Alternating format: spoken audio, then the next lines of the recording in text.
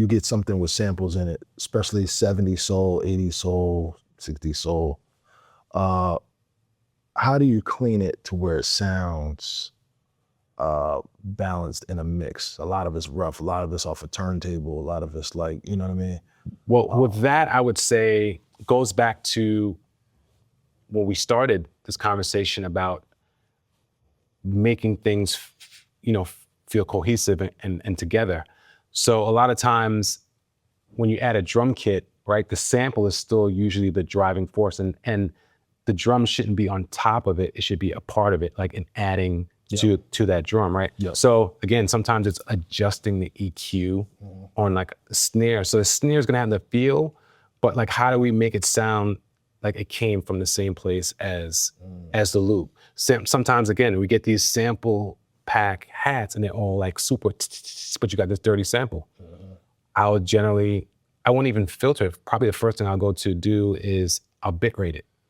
I'll bring it down to like 12 bits, add a little distortion to it because I'm sure that loop has some distortion. Like, so doing all these things that kind of change, keep it the sound that it was, but add some textures to it to make it feel just, again, so sometimes it's making the sample a little brighter, a little bit cleaner, and then bringing the drums and all surrounding elements down. It's not bringing one all the way, one way or the other. Right, again. So, and then it goes back to that, where you have a client, a producer, an artist who's been hearing it one way, right, for so long.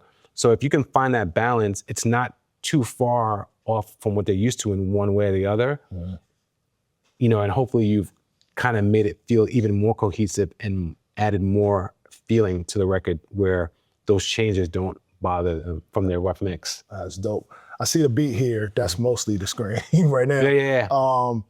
I see very low plugins on all of these sounds. Are you, with drums, are you trusting that Pharrell's ear is top tier, or you're like,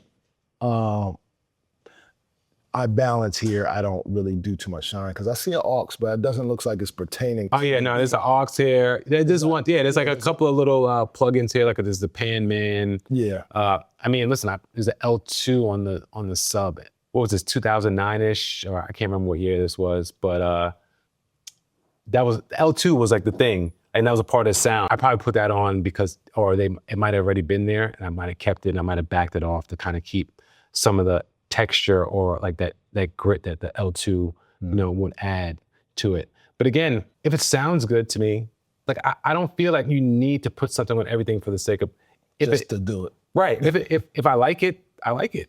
That's okay. And again, it's about finding the balance between the sounds. So when you're doing this, and not to cut you off, when you're doing this and an artist comes over and they're looking and they know a little bit about sessions, and you're looking and says, where the plugins at? Like, what did you do to the mix? Like, it's so plain, like, but it sounds awesome. What are you telling them? Again, it's balance. Because like, like if we look through here, right? There's a lot of stereo sounds, right? Right. But a lot of them they're not hard panned. Yep. I don't really like hard panning, like hard left and right a lot of times, because it just sounds weird, So again, to me, that all of that, like this one particular sound is, the trumpet section is hard panned, right? But a lot of the other ones aren't. And to me, that's a part of mixing, the panning and creating that space for everything and giving it its, space to still feel cohesive.